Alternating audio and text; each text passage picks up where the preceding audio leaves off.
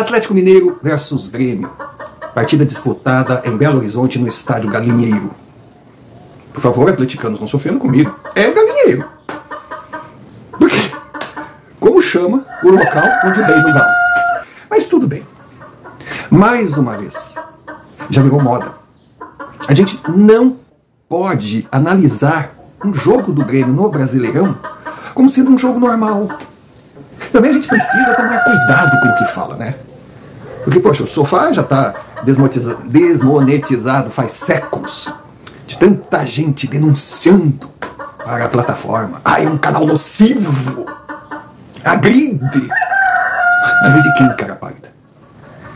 São pessoas que não têm o que fazer. São desocupados que não aceitam contraponto. Aí ficam à noite, enlouquecidas, dando chiliques, denunciando canais para o YouTube. Então a gente tem que tomar cuidado. Bom, no caso do Grêmio, primeiro tomar cuidado sobre o que fala do Grêmio, porque a torcida gremista tem um time, tem um grupo, que o Grêmio pode estar no fundo do poço. É proibido criticar Renato. Se o Grêmio for o último colocado da Série D, a culpa é do sol, da chuva, da enchente, do tempo bom, do tempo ruim, mas não é de Renato. Agora, ontem nós vimos mais uma vez o professor Pardal em ação. Poxa, o que foi aquilo? Que time é esse? Que o Renato faz questão de escalar com Edenilson e Reinaldo. Reinaldo de capitão. Não basta ser gremista, tem que ser gremista e conviver com o senso de humor deplorável e debochado do Renato Portaluppi. Reinaldo de capitão. E o Marquezinho? Meu Deus do céu, até quando o Grêmio terá Marquezinho como titular? Bom, eu até acho o seguinte, vamos terminar com essa palhaçada, né? De bater pênalti contra o Marquezinho. Não precisa, se o juiz marcar o pênalti, já põe no meio. O cara não vai pegar nunca. O cara pula antes do batedor chegar na bola e todo mundo já sabe. Então é só caminhar, esperar ele pular e jogar no outro canto. Ele não sai na foto nunca. Agora, não bastasse a teimosia com esses cascudos. Ah, não, quero lembrar, não posso esquecer. O Grêmio tem que comemorar o grande desfalque que o Internacional terá no Grenal. O Reinaldo conseguiu ser suspenso. Ele não irá reforçar o Colorado. Pelo menos o Grêmio começa com uma vantagem. Mas voltando ao Galinheiro. Poxa, no segundo tempo, o Grêmio precisando ir para cima. O que o Renato fez? Ele transformou a equipe num time de churrasco. Ele tirava zagueiro, botava atacante, tirava meio campista, botava sei lá o quê. Eu fiquei com medo de, daqui a pouco, o grande Marquezinho aparecer de centroavante e o Soteldo de goleiro. Que foi aquilo? No segundo tempo, o Grêmio precisava de velocidade. Porque os contra-ataques do Renato são no ritmo dos seus cascudos. Os caras levam 2 horas para lançar. Aí eles olham o companheiro lá na frente, aí lança. Cara, que a zaga já viu onde a bola vai chegar. Ela antecipa. Falta aquele que toma lá da cá, vem cá, não tá comigo, não tá mais. Porque não tem velocidade. Aí o professor Pardal, precisando de velocidade, tira o menino, que até estava indo bem, da lateral direita, e improvisa Edenilson de lateral para apoiar. Fora o que eu já falei, né? Ele tirou zagueiro, botou atacante, no final eram 11 jogadores sem saber o que fazer. Isso sem contar que abriu ainda mais aquilo que ele chama de sistema defensivo. O Atlético não marcou o terceiro porque viu que não estava sendo ameaçado e bastou recuar, deixar o tempo passar. Então, Renato Portaluppi, mais uma vez, foi o pior em campo da equipe do Grêmio. Ponto final. Simples assim. Mas que bom seria se assim fosse, porque daí a gente já saberia o final, né? Não adiantaria reclamar, porque o grande Alberto Guerra, vulgo Pachequinho, não tá nem aí pra crítica. O Renato fica até final de 2024 e só vai sair porque não quer ficar. O Pachequinho jamais tomará qualquer decisão contra o seu Xandão Portaluppi. Então, seria algo que daria para suportar. Mas o que não dá para suportar são as arbitragens e o esquema montado no projeto. Vamos derrubar o Grêmio para salvar o Corinthians. Ou vamos derrubar o Juventude para salvar o Corinthians. O Corinthians não vai cair. Quem tem que cair é um dos dois gaúchos. Está na cara. Está na cara. A arbitragem de Vasco e Juventude foi um vexame. Foi ridícula. Ninguém comenta. O Juventude foi... Eu não posso nem dizer o verbo, que é outra razão para alguém ligar e dizer que eu estou usando termos pornográficos. O Juventude ainda conseguiu um empate na garra. Tá ruim deles conseguirem derrubar o Juventude. Então sobra quem? O Grêmio. E ontem foi mais um absurdo. O que está acontecendo? Bom, os dois jogos entre Atlético Mineiro e Grêmio. No primeiro, o Grêmio sobrava, ganhava de 2-0, o tal de Rafael Claus, que é um cara que, se o Grêmio tivesse diretoria, jamais apitaria partidas do tricolor. Expulsou Gustavo Martins, porque ele segurou o Daverson na linha do meio, no círculo, no grande círculo do meio campo. Ele foi expulso direto, porque para Rafael Claus aquilo era uma chance clara de gol. Porque Daverson, naquela velocidade que o caracteriza, atravessaria o campo e chegaria para marcar. Aquilo foi um absurdo, aquilo foi escandaloso. Tanto quanto o pênalti marcado contra o Grêmio. Cara, o zagueiro tricolor não pode mais encostar num atacante, que encosta o cara cai é pênalti. Então aquilo foi um absurdo. E o Grêmio perdeu pontos importantes. E agora, lá no Galinheiro, o que foi aquele gol anulado do Bright White? Aonde eles viram mão? O cara tá correndo ali, colado, com o braço colado, colocando o peito. Mesmo que tivesse batido na mão, seria discutível, mas não bateu. Ou se bateu, não tem como saber, as imagens não são conclusivas. E o Luiz Flávio de Oliveira anulou o gol. Sabe quem é Luiz Flávio de Oliveira? Eu vou dar só um exemplo, tem outros mais. Outros mais. Porque esse cara, ele apitou até hoje 33 jogos do Grêmio, se eu não me engano. Desses 33, o Grêmio não ganhou 22. E Luiz Flávio de Oliveira foi aquele árbitro no jogo Atlético Mineiro e Grêmio em Belo Horizonte, que o Grêmio ganhava de 1-0, deu uma falta do lado da área. Pois bem, formaram a barreira. Campaz estava na barreira.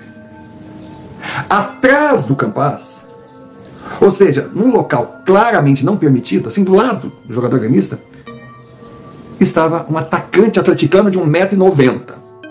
Agora imagina, 1,90 m contra o Campaz, um toco.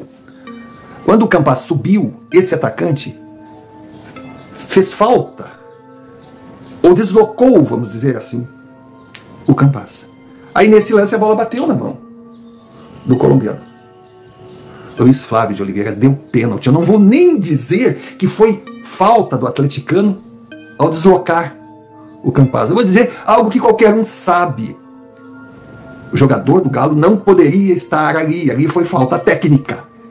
E nem o VAR, e nem o Luiz Flávio de Oliveira viram aquele lance. Então eu estou falando o que os números mostram. Todo jogo do Grêmio contra o Atlético tem no mínimo um pênalti inventado em favor do Galo. Porque o pênalti que marcaram também contra o Grêmio, o Hulk, aquele tanque, o zagueiro do Grêmio mal tocou, o Hulk desmoronou e deram um pênalti. E quem deu o pênalti? Luiz Flávio de Oliveira. Que ali não foi nem o VAR. Eu nunca vi tanto tesão para marcar um pênalti contra o Grêmio. O Hulk nem tinha caído, ele... pênalti. Cara, o que foi aquilo? E o VAR não fez nada. Aí tem outro árbitro, o senhor Wilton Pereira dos Santos. Wilton Pereira dos Santos foi aquele que, entre outras façanhas dele contra o Grêmio, teve um Grenal, já há muitos anos, até antes do VAR, no Beira-Rio, que foram 2 pênaltis clamorosos em favor do Grêmio, e ele não marcou. O Internacional conseguiu e comemorou um empate de 0-0, onde era para ter tomado um sacode. E, claro, teve aquela famosa jogada de vôlei do Yuri, quando estava 4-4 o jogo, no último minuto, Um pênalti clamoroso, vergonhoso, que esse sujeito não marcou. Aí, vocês me perguntam, eu estou dizendo que Luiz Flávio de Oliveira, Wilton Pereira dos Santos e Rafael Claus são maus árbitros? Não. Eles são bons. Só que são gaveteiros, são jagunços da CBF. Eles fazem parte, sim, de um esquema montado para produzir resultados. E ninguém vem me dizer que isso não existe. São árbitros que a CBF coloca como FIFA, indica para irem para a FIFA. São os mais antigos na entidade. Que em determinados jogos são, sim, chamados para resolver a situação. E tem toda a proteção da entidade. Tem garantia das melhores escalas, os melhores jogos. E se por acaso o jeitinho que eles forem dar for muito, sabe, alarmante, escandaloso, aí a CBF os suspende, entre aspas. E tem sim aquela velha história que eles são suspensos remunerados, que eles não apitam, mas ganham como se estivesse apitando. Ah, tem prova? Qual é a fonte? Como vai provar num país desses? Você já viu estelionatário assinar recibo? E mesmo que tivesse prova, que nem aconteceu no caso do Armando Marques, naquele jogo Figueirense e Caxias, o Caxias podia subir para a primeira divisão. O Figueirense fez uma cera terrível, para ter uns 10 minutos de acréscimo, o árbitro terminou a partida 4 minutos antes e denunciou a pressão feita por Armando Marques, que na época era o diretor de arbitragem. Esse árbitro nunca mais apitou e ninguém falou no assunto. Não tem. É um sistema, é uma máfia. Para ter uma ideia, o Wilton Pereira dos Santos, após aquele vexame vergonhoso, daquela jogada de vôlei que ele não deu o pênalti, ele foi suspenso. Ficou algumas rodadas sem apitar. E quando voltou, ganhou um Fla-Flu. Ganhou um Fla-Flu de presente. Porque tem outra. Esses árbitros não apitam em séries secundárias. Eles não apitam dificilmente. Então, castigo para esses caras não seria suspensão remunerada. Fora a premiação por fora que dizem que eles ganham. Ah, eu estou fazendo uma acusação séria? Não, eu sou um torcedor. Eu estou colocando o que todo torcedor enxerga. Poxa, nem isso mais pode? Eles são intocáveis? Corre sim. A história é que eles têm uma premiação por bons serviços prestados. Que se eles tiverem que ser suspensos, eles não apitam, mas ganham como se estivesse apitando. E tem a garantia das melhores escalas, tanto nacionais como internacionais. Sem falar que o verdadeiro castigo seria, ó, o resto do ano vai apitar a Série D. Vai lá no cu do mundo, com todo respeito aos times pequenos, onde o jogo é uma guerra, onde tem um policial para 4, 5 mil torcedores fanáticos, e faz o que vocês fazem na primeira divisão. Vai lá. Vai lá. Vai lá numa cidade que não tem aeroporto, e que no final do jogo terão que pegar um carro e andar numa estrada deserta até chegar até um centro maior. E essa estrada costuma ser longa e cheia de torcedores revoltados. Vai lá, vai. Mas não. Então, não tá na cara. A farsa existe, a farsa tá aí. A CBF é o que é. Eu não estou dizendo, quem está dizendo são os ex-presidentes presos ou fugindo da polícia, fugindo da justiça, não podendo sair do país, porque se saírem, cana. Isso é a CBF do futebol brasileiro, que tomou 7-1 da Alemanha, numa Copa do Mundo em casa, e corre o risco de não se classificar para a próxima Copa do Mundo. Porque esse é o futebol brasileiro. É o futebol de arranjos. É o futebol de negociatas. E claro, que a nebulosidade que cercam essas casas de apostas e os resultados que estamos vendo ultimamente só faz crescer. Esse é o futebol brasileiro.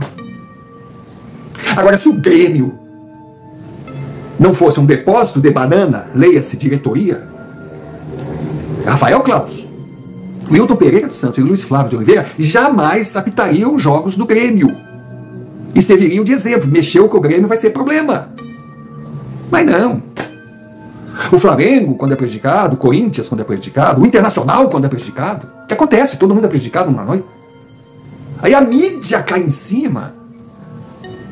As diretorias vão para a CBF, algo acontece. Se não contra o juiz, Pelo menos nos outros jogos a gente percebe que eles já pisam em ovos para apitar jogos desses denunciantes.